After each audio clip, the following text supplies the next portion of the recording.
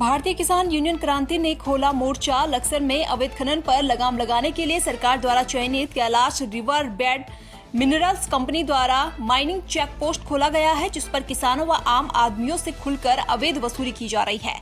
किसानों से लगातार मिल रही शिकायतों के बाद आज भारतीय किसान यूनियन क्रांति के राष्ट्रीय अध्यक्ष व जिला अध्यक्ष ने मौके पर पहुंचकर चेक पोस्ट पर काम कर रहे कर्मचारियों से बात की, तो चेक पोस्ट पर काम कर रहे कर्मचारी किसान यूनियन कार्यकर्ताओं के साथ अभद्रता पर उतर आए, जिसके बाद भारतीय किसान यूनियन क्रांति कार्यकर्ता भड़क गए और उन्होंने चेक पोस्ट को बंद करने की चेतावनी दे डाली।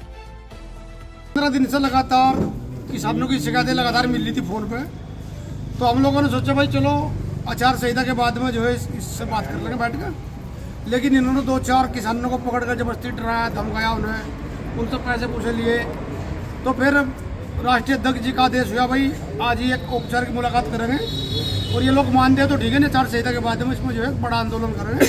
तो आज हमने बात करी और बाद में देखने को मिला किसी के पास कोई यूनिफॉर्म नहीं, कोई आई कार्ड नहीं, कोई लिस्ट बाहर नहीं लग रही, इन्हें कोई पहचान नहीं सकता ये लोग कौन है, कहाँ से है, बाहर है।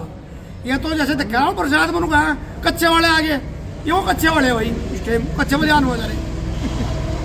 अगर ये किसी को पकड़ लो आदमी डर जाएगा।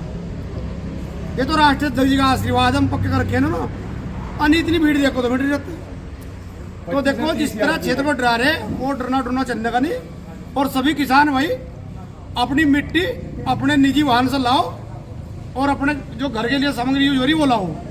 किराए वालों को ये रोकेंगे, किसान सीधा जाएगा, किसान के लिए हम खड़े। और आने वाले वक्त में आचार संहिता के बाद में एक बड़ा आंदोलन होगा, जिसमें 20-20 टन आ रहा है, उसमें 2-2 टन की रॉयल्टी आ रही है, और 500 नोट दे सीधा लेट जाओ, सीधा खुल्ला मुल्ला का दी, कुछ नहीं हो रहा। एक कंपनी को बहुत बड़ा भ्रष्टाचार चुनना लग रहा है, जो कंपनी वो भी घाटे में जाए कुछ समय बाद है, क्योंकि वाहन तो आज वैसे ही जा रहे हैं, जो खनन वाहन है। उत्पीड़न तो किसान को हो रहा है यहाँ से। ठीक है, कुछ साल बाद ये अपना बंद हो जाएगा, कंपनी घाटे में जा गया, क्योंकि यहाँ लूट फसाई चल रही तब। लगातार क्षेत्र से शिकायतें आ रही थी संगठन के पास कि जो किसान अपनी बुग्गी भी लेकर, बुग्गी पर भी अगर रेत या बजरी लेकर जा रहा था तो उससे भी ये पैसा वसूल रहे थे। हथियारों के दम पे इनमें प्राइवेट हथियार है, और जहाँ 3 आदमी रह रहे वहाँ 15-15, 20-20 गुंडे पड़े बाहर के। हमने लोगों से पूछा, यहाँ परिचय भी लिया, तो वो सब बाहर के हैं, यहाँ के नहीं है। एक लड़का है जो यहाँ का है, नहीं तो बाकी सब बाहर के हैं। तो देखो इस तरह की गुंडागर्दी, हमारा सरकार से भी निवेदन है भाई, एक किसान, एक बेचारा कोई मकान बनाने वाला अगर एक ट्रैक्टर ट्राली अपनी साधारण से कृषि यंत्रों पर लेकर चल दिया, उससे 5,000 रुपये वसूल लें, तो ये अच्छी बात नहीं है। मार्च के पहले सप्ताह में सुशीला तिवारी अस्पताल में लाखों रुपए के गबन के मामले में कुछ कर्मचारियों पर आरोप लगा था कि खून, एक्सरे, एमआरआई समेत अन्य जांचों के नाम पर मरीजों से फीस तो ली गई, लेकिन मेडिकल कॉलेज के खाते में जमा नहीं किए गए।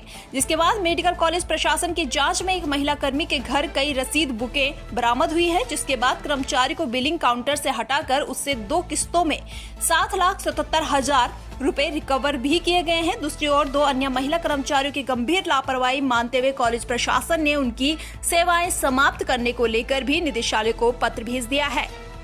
हमारे सामने गड़बड़ी सामने आई थी कि एक महिला कार्मिक द्वारा अस्पताल में ओपीडी की रसीदें काटी जा रही हैं, और रसीदें भी और उसके साथ धनराशि भी जमा नहीं की जा रही है।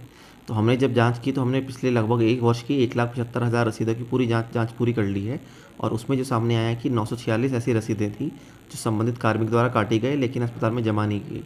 उसके सापेक्ष कुल धनराशि 7,57,867 रुपये बनती है, जो संबंधित कार्मिक द्वारा जमा की जानी थी।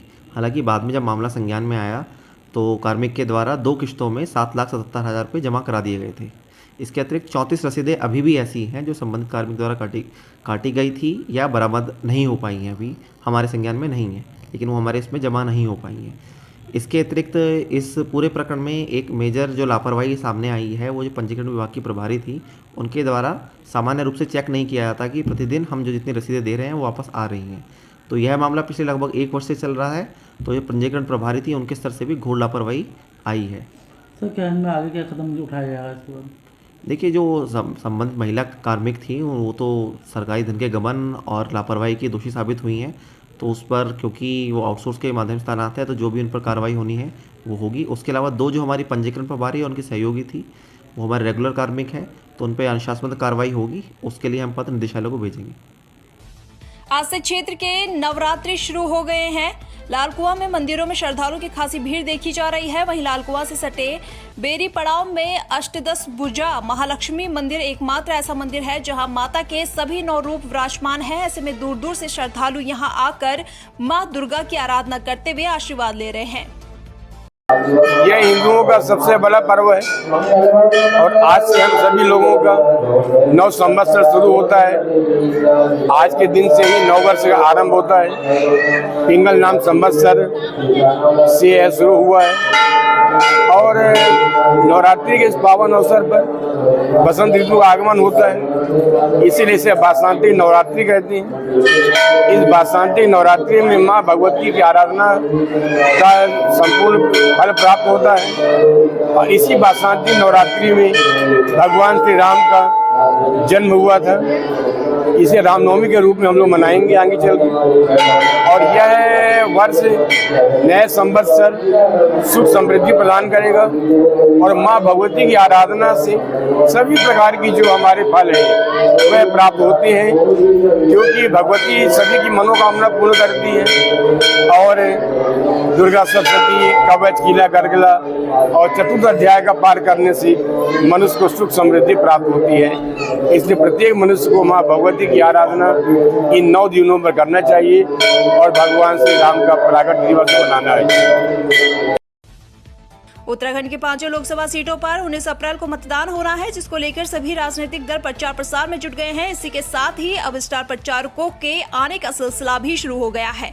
इसी क्रम में कांग्रेस के राष्ट्रीय महासचिव प्रियंका गांधी 13 अप्रैल को उत्तराखंड के दौरे पर पहुंच रही हैं, जहां पर वह पौड़ी और हरिद्वार लोकसभा में जनसभा को संबोधित करेंगी।